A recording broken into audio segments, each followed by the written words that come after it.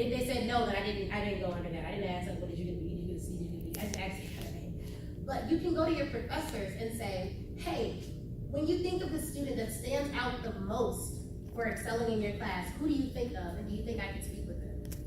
And they'll give you a name. They will give you a name. One of my, I learned this because I just did a session at John Marshall, and one of the students was like, oh, I talked to Professor Ford about you, and he said you're the best student he's ever had. And I was like, really? I'm gonna hit him up, have some books in his office. But I talked to him recently, and he said he tells people that, but it was because when I went to his office and he told me that I wasn't doing it right, I didn't get offensive. I figured out how to do it right, and I kept going back until I got it right. Because I really thought that I understood civil procedure, and then I was showing him how I was drafting my practice answers, and he was like, no, this is wrong. And I was like, really? And he was like, no.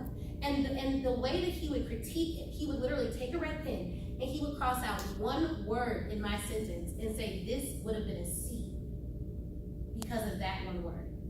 He was so detailed that it showed me how he was going to grade his exams. So the benefit, the second thing you need to do, this is the third thing, know your professors well. I knew when they were in a bad mood. I knew when their kids were acting up. I knew what was going on with them. I knew how they talked. I could parrot how they speak on my exams, because you don't just want to know it just to know it yourself.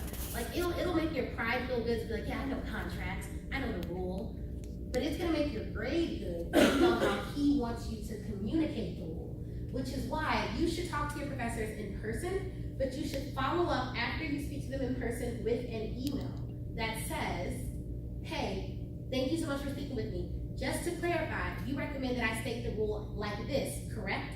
They'll respond, because they love this stuff. Professors live and breathe for this stuff. They'll respond and say, no, like this. But now you have in their writing exactly how they would communicate the rule. I'm always surprised by how many students don't have their professor's information in writing. I'm like, how do they recommend you do it? Well, I went to him and I talked and he said this. No. When you talk to someone and you repeat what they say, you repeat it as you understood it. Not necessarily how they want you to repeat it. And exams are written. They're not going to be able to ask you how you understand it. You have to write it as they want you to write it. So you want to get in-person time with them so they know you. You want to get how they write their rule statements. You want to see whether they recommend any supplements. Some won't. Some professors are really stern. They don't recommend supplements. I do. I have a list of supplements that I recommend as an appendix to the law school hustle. But you definitely want to just find out their psyche, find out how they think, because if you can master that, you can write it and regurgitate it on an exam. So 1, find students, take practice test early. 2, get outlines from students that did well. 3, talk to your professors in person and in writing. And when you're studying, I have a lot of sample emails in the book. One of them is about how to ask a question when you don't even know what to ask, because that's where a lot of people go in law school.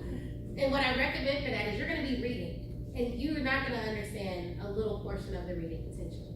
And so what I recommend you do is you email your professor and say, hey, I was reading page 68, paragraph 2.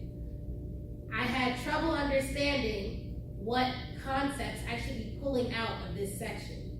Can we talk about it? Because if you do that, you show your professor that you're reading. Professors hate when students come in and say, I don't know, I don't understand anything. I'm like, no, that's not gonna work. You have to ask questions in a specific way, because then what they'll do, they'll go to that section of the reading, they'll reread it, and they'll walk you through it, and they'll appreciate that you did that. The other thing, do prep work for office hours. Don't just go in blind. Do all of your reading. And while you're reading, at the time that you're reading, as questions pop in your mind, just have a Word document open, type it out. At the end, send all those questions to your professor, and then they will be able to have a very detailed meeting with you. If they can't meet with you, they may just answer all the questions in writing, which would be cold, because then you have all their thoughts in writing. But if not, you have something to say during your office hours, because some professors, you'll come in, and they'll be like, okay, what questions do you have? No small talk. And to not get intimidated by that, you have to prepare. A lot of people ask me, where does my confidence come from? Confidence comes from preparation. Arrogance comes from nothing. You see what I mean? So people who are arrogant, they're like, arrogant, I'm the best at everything. That doesn't make sense. You don't know it.